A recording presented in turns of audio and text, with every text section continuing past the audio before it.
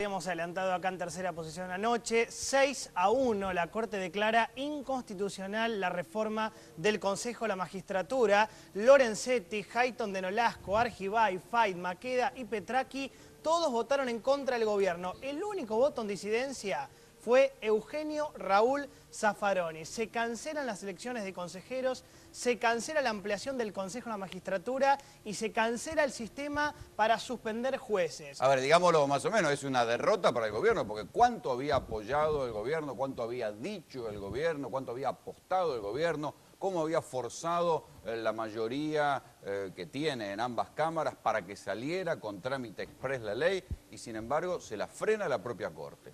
Absolutamente, es un duro revés político. El gobierno hace rato venía insistiendo con esto, la presidenta, de hecho, en cadena nacional habló de este tema, le venía pegando y mucho el otro día a la Corte Suprema, los enumeró a todos, incluso habló de Carlos Fait como casi centenario, había metido mucha presión el gobierno. Ayer el mismo ministro Julio De Vido, muchas veces el ministro de Justicia Julio Alac. Ahora, en un ratito te voy a mostrar cuáles son los fundamentos del fallo, porque la verdad que el fallo de la Corte es muy, pero muy duro. Una sola frase que te quiero dar. Nuestra Constitución busca equilibrar el poder para limitarlo. Los poderes son limitados. Si se quiere cambiar eso, hay que modificar la Constitución. La verdad que muy duro el fallo de la Corte. Lo que no entendí fue lo de la amenaza y cómo interviene el vocero presidencial Escochimarro. ¿Cómo es eso de la amenaza que hay que investigar? A ver, Juan Carlos Maqueda es miembro de la Corte Suprema de Justicia. Él denunció que fue amenazado por militantes de la Cámpora. Que ayer, cuando salía de la Corte Suprema de Justicia, cuando regresaba a su casa, fue abordado por un grupo de militantes de la Cámpora que le pidieron que vote, obviamente, a favor. Hoy habló Escochimarro y dijo lo siguiente. Es un comunicado al Ministerio de Justicia, Derechos Humanos de la Nación, del ministro Julio Alac, y el secretario de Justicia de la Nación, Julián Álvarez.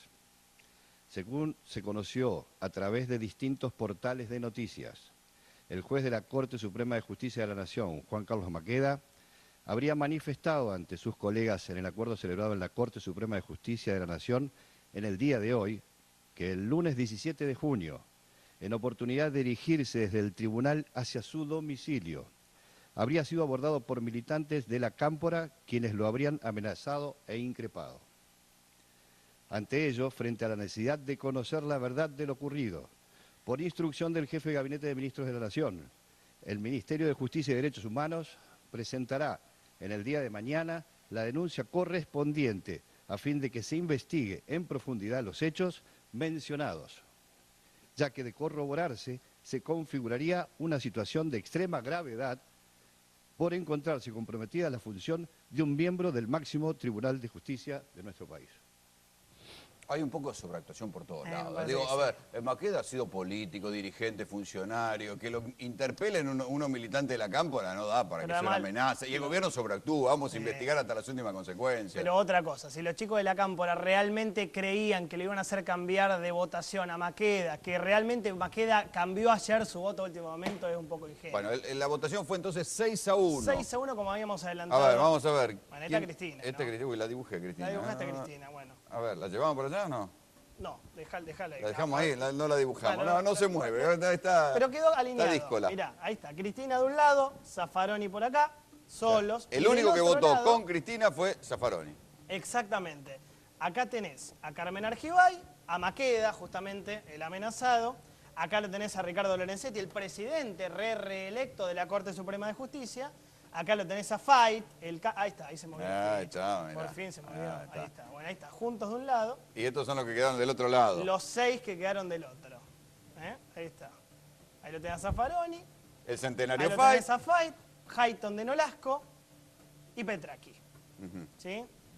Pero el gran artífice de todo esto es este señor, que es Lorenzetti, presidente de la Corte Suprema, y el hombre que arma los consensos, digamos, ¿no? A ver, dentro de la Corte para que la Corte vote por consenso o por amplia mayoría, ¿no? Con Zaffaroni, el garantista, quedó del otro lado. Lorenzetti siempre es un equilibrista, le gusta una de cal y una de arena. ¿Vos sabés que yo Sí, pero en este caso le tiró, bueno, con esto le pegó en algo que el gobierno quería mucho. Bueno, ¿puedo hacer un aporte pequeño ahí? Un aporte pequeño, porque es lo que dice Johnny, es una de cal, una de arena. Ahora falta la arena. Y Lorenzetti dice que la de arena estuvo hace poquito tiempo, cuando la Corte falló a favor de lo que pedía el gobierno, con el caso Chevron, que es levantarle el embargo a Chevron, a la petrolera Chevron, que tenía un embargo muy grande en la Argentina. Pedido por Ecuador. Pedido por Ecuador por haber contaminado en el Amazonas durante muchísimos años, cuando era Texaco y no Chevron, y que el gobierno, a través de Gil Carbó, pidió que se le levantara ese embargo para que pudiera avanzar en una asociación con YPF. Para explotar Vaca Muerta, Para ¿no? explotar Vaca El Muerta. gran yacimiento. Lorenzetti dice,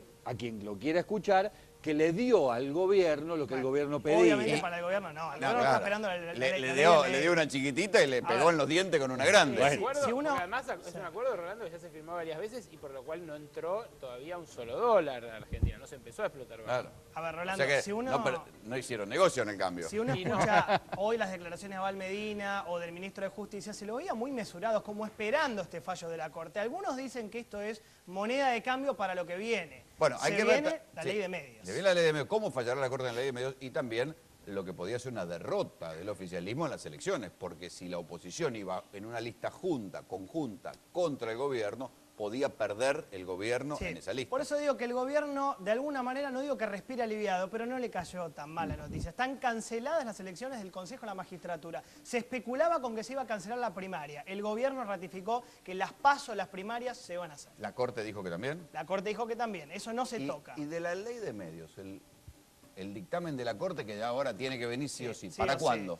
Y para las próximas ¿Antes de las PASO, después de las PASO, bueno, entre las PASO y las elecciones? Esa respuesta no la tengo, pero uno tiende a creer que va a ser en las próximas semanas. Seguramente antes de las primarias abiertas, simultáneas y obligatorias del 12 de agosto. O sea, dentro de un mes como mucho, la Corte que recién falló en contra del gobierno debería fallar, algunos dicen a favor, con el tema del artículo 161 de la Ley de Medios. Una de cal, una de arena.